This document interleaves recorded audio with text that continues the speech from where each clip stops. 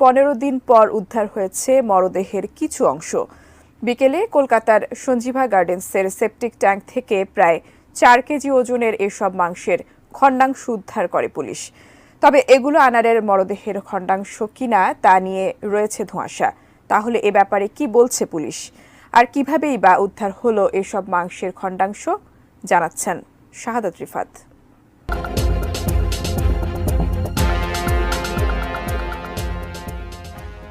CCTV footage ও গ্রেপ্তারকৃত আসামিদের তথ্য অনুযায়ী পুলিশের ধারণা 13 মে দুপুরে কলকাতার সঞ্জীবা গার্ডেন্সের একটি ফ্ল্যাটে হত্যা করা হয় ঝিনাইদহ 4 আসনের সংসদ সদস্য আনোয়ারুল আজিম আনারকে। আর এর ঠিক একদিন আগে অর্থাৎ 12 মে চিকিৎসার উদ্দেশ্যে ভারতে গিয়েছিলেন সংসদ সদস্য আনার। পুলিশের তথ্য থেকে জানা যায়, পূর্ব পরিকল্পনা অনুযায়ী আনারকে সুকৌশলে কলকাতার নিউ টাউন এলাকার ওই